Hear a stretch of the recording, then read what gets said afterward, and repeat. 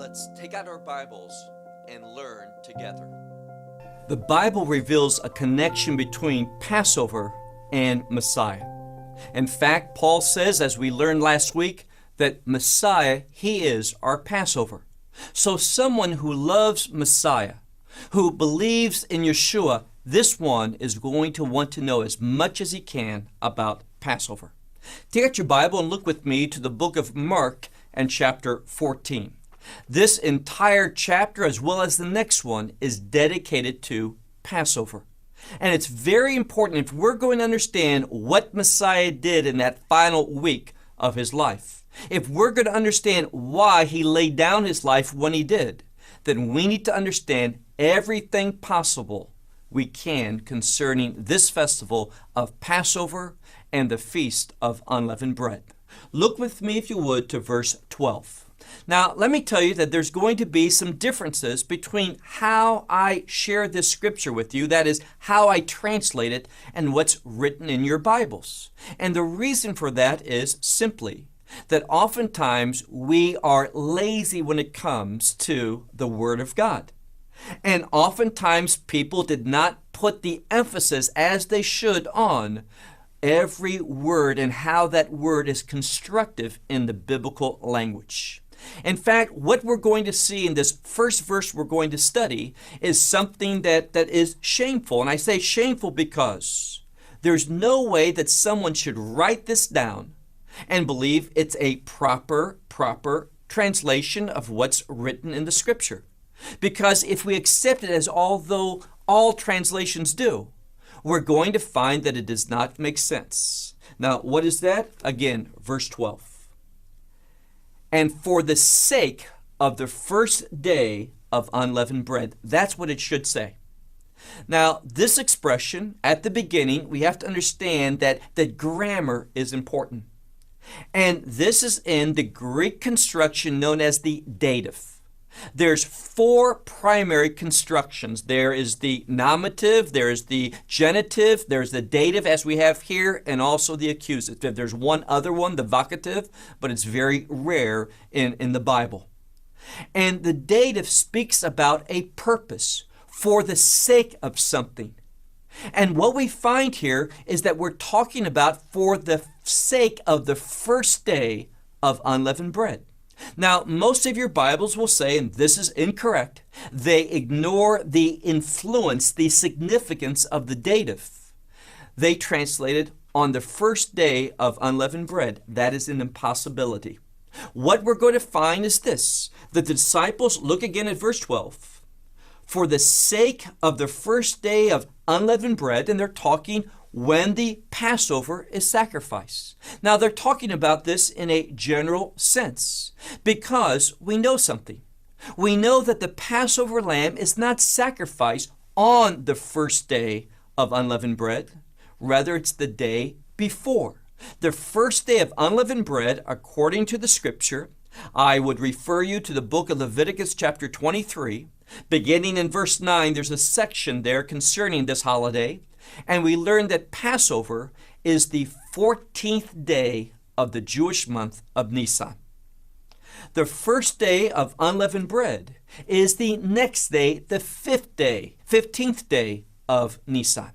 So this would be like saying, for the sake of a New Year's Eve party, the person came on New Year's Day and said, where are we going to have our New Year's Eve party? It makes no sense. You're a day late. The answer is simply the dative. What we see here is that it tells us for the sake of the first day of unleavened bread. In this time period, we have to sacrifice what? The Passover lamb. And then we read further on in this passage that his disciples came to him saying, where do you want us that we should what? Where should we prepare the Passover for you to eat? Now, one of the things we're going to see here in this first section of our passage is that this word Passover, literally Pesach, appears over and over. And Passover or Pesach has to do with redemption. And we've already talked about there's a connection between redemption and death. Now, again, we're going to see that the disciples, they are not paying attention to this. They are oblivious to this fact. But the writer here is emphasizing it to us. So once again, they come, they say, where do you want us to prepare for you to eat the Passover? Now, in one sense, that Passover is that sacred meal on the evening of the 15th. And remember, in Judaism, according to the book of Genesis, the day begins in the evening. So it would be on the evening of the 15th, or the eve of the 15th, is when that meal would be partaken of. And that's their emphasis. But understand something. There's many aspects of observing Passover and the Feast of Unleavened Bread. And we'll see that in a moment. Move on to verse 13. Based upon their question, Messiah responded, look at verse 13, and he sends 2 of his disciples. Now, we talked about last week why that number 2 is important. Because it shows a divergent understanding, 2 different opinions. And we're going to see once again in this section and throughout this 14th chapter that Messiah, he has the truth, and the disciples and everyone else has something different. They're plodding along their pathway, and he's going along the will of God. Verse 13, and he sends 2 of his disciples, and he says to them, go into the city. Now, important, where are they staying? They're staying on the Mount of Olives. We saw that last week. So when it says go into the city, he's talking about going into the city of Jerusalem. And he says that you will encounter a man carrying a jar of water. And this word in the biblical language means a big jar of water. Now, how would Messiah know this? Well, we're seeing an example here concerning his omniscience. We know that Messiah is God in the flesh, God who became incarnate. And therefore, Messiah, he's omniscient. He knows everything. Now, oftentimes, what does he do? He pushes this away. Why? Well, usually, when we come across a passage where it speaks about Messiah as the Son of Man, it talks about him being an example to humanity. Him living as a man, not at all dipping into his divinity, dipping into his omniscience. But here, he wants to share with the disciples that he's in charge, that what he is saying is indeed truth from the heaven. So he states to them, you go into the city, and you're going to go there, and you're going to see a man grasping, carrying this large pot of water. And he says at the end of verse 13, and you follow him. Verse 14. And wherever he should enter, he says, you shall say to the master of that house that the teacher, now that's important. Every time there is a title or description of Messiah, we need to pay attention to it because it helps us understand and interpret the passage. And here, once again, he's being called the teacher. Now, they are preparing things for the Passover. And if you believe that Passover is just that Seder meal that they would eat, you have missed out. There are many aspects of observing Passover. And one is known as what's called a Last Supper, Seudah Mifseket. Now, why is that? Well, because the 14th day, and you need to be marking down these dates, the 14th day of Nisan was when the lambs were sacrificed. They were eaten in the nighttime, which would be at the beginning of the 15th day. But that wasn't the first important meal that the people would eat. Because the 14th day, according to tradition, now when I say tradition, you can verify that. There is a group of writings called the Mishnah in the section called Psachim, which deals with Passover. We see that the 14th day is treated as a fast day. And before a fast day, the evening before, there is a Last Supper.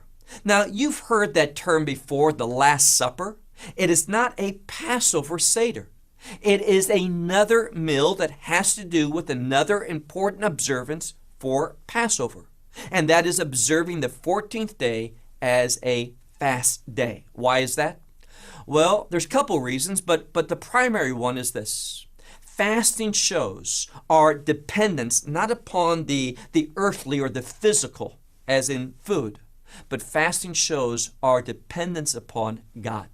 So fasting on the 14th day of Nisan shows our dependence upon the Passover sacrificing. That Passover sacrifice which was for redemption. So they got together and they were going to eat this meal, this seudah mifseket, this Last Supper. Now, one of the things we also know about this meal is that it was not a family meal.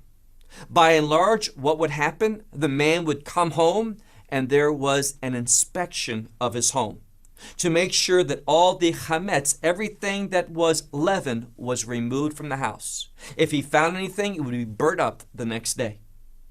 But then he would eat with his spiritual leader in order that he could take him through a very similar meal, but without the Passover lamb. They would eat a meal going through almost exactly what they were going to do the next night. And the reason for this was so that the leader could tell them the significance of everything they were going to be doing. And this is why Messiah here is not called Son of Man, but rather he's called the teacher. Because that first meal that they were going to be observing was a meal for learning, for understanding the significance of Passover. So once again, verse 14. They are to go and follow this man, and wherever he enters into, it says you are to say to the master of that house that the teacher says, where is, literally, my guest room? Now, this is important because the text says my. This is something that belongs, this place has been designated for him. And it says in this passage of Scripture, where the Passover, that with his disciples I might eat. So he's prepared all of this, and the disciples are going to discover how Messiah has gotten everything ready for this important meal. Verse 15, after saying that to this master of the house, it says, and he will show to you a upper room, which is furnished and ready. There, he says, you are to prepare for us. So everything's there that they need. They're simply supposed to arrange it and get it ready for this first meal known as the Last Supper. Move on, if you would, to verse 16. And the disciples went forth, and they came into the city, and they found just as he had said to them, and they prepared, this is the fourth time, the Passover. And that means, once again, all the aspects, everything that they were going to be observing, not just for that first day, but for all 7 days of the Feast of Unleavened Bread. Verse 17. And it came about at evening. Now, this was the evening, or what we would say the eve of the 14th, at the conclusion of the 13th day of Nisan. Now, the day ends with sundown, the day begins with evening. So it's the evening of the 14th, the evening before the fast would be, the evening before they would sacrifice the Passover lambs. Once again, verse 17. And when it had become evening, he came with his disciples, and they were reclining, and they were eating. And Yeshua, he says, truly I say to you, that one from among you will betray me, the one who is eating with me. So he makes it very clear here that he has knowledge that there is one who is going to betray him, eating at this very important meal, that he's going to betray him. And notice something else that is said. And they began to be sad, and they said each one, notice this, is it me? Now, think for a moment. If I were to say to one of you here today, one of you is going to steal all the money that we have in our money drawer, would you say, is it me? I mean, you would say, well, I have no intention to do that. I wonder who it is. You would not think it's yourself unless you were planning to do that. So the fact that each one says, is it me? It shows us that the disciples weren't all that faithful. That is, that they were not committed to the same things that Messiah was committed to. And that was his Father's plan to do what? To lay down his life so that the kingdom could become a reality for the people. In other words, it's simply another example that the disciples, Israel, humanity in general, even to this day, were not so kingdom-minded. Let's move on to verse 19. And they began to be sorrowful and said to him, each one, is it I? And he said, verse 20, and he said to them, to the one of the 12 that immerses or dips with me into the bowl. So here again, he's giving indications that he's in control of all of this. Over and over in this passage, what is being referred to the reader is that Messiah, he's going to lay down his life, but he's still in control. That famous passage, no one takes his life, but he lays it down. So he reveals here who is going to be the one who dips his morsel, that would be that matzah, into the bowl with him.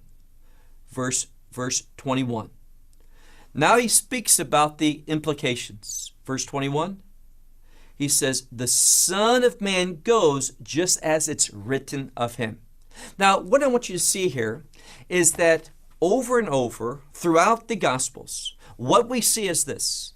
Everything, and I mean everything that Messiah does, he does in fulfillment of God's word. Meaning simply this, his life is totally subjected to Scripture. And notice what it says, Son of Man. What do we learn about that? Son of Man is when the Scripture is upholding Yeshua as an example to us. So he says in this passage, once again, verse 21, the Son of Man goes just as it's been written of him. But woe to that man by whom the Son of Man is delivered. It would have been better for him that that man had not been born. Harsh, strong words. And what it's to tell us is this.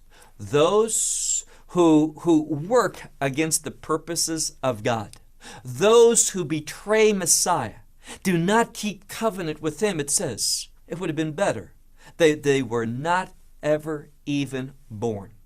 Now, what we're going to do before we wrap up today is that we're going to see what he taught the disciples at this meal. Remember, earlier on when they're talking about this meal, he's referred to us as the teacher. And he's going to teach them the significance of what's going to happen in a few short hours. Look, if you would, to verse 22. And while they were eating, he did something. He took the bread. Now, the word bread here can mean not just normal, typical bread, but it can also mean this unleavened bread or matzah. So we read here in verse 22, and while they were eating, he took the bread, and he gave thanks, he broke it, and he gave it to them, and he said, take, this is my body. Now, what he's foreshadowing is what he's going to do, as I said, the next day, in a few short hours, when he lays down his life. Now, we're going to see something important, because not only is he going to speak about his death, but he's also here going to give a hint, a clear reference to his resurrection.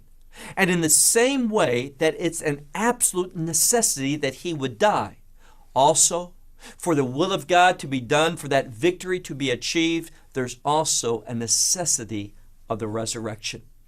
I mean, anyone can die, but not everyone is risen from the dead. And that term is so important, risen from the dead. Now, what we're going to see here, it's in a very unique construction, and we'll come to that in a few minutes. Again, verse 23, he says, and this is my body, what he speaks about, the matzah. And the matzah is unleavened, and that is significant because it means without chametz, that is, without symbolically sin. That he was a perfect sacrifice, and that's the difference. I said earlier, anyone could die, but that death won't do anything. It's only because he is the bread of life, that he is the matzah, that he is without sin, that his death means something. Now verse 23, and taking the cup, and in another gospel it tells us this is the cup after the supper.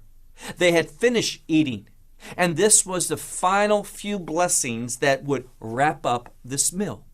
And what's important about that? Well, according to Jewish tradition, during this meal, there are 4 cups. And the cup after the supper, the third cup, the cup that speaks to God as Redeemer.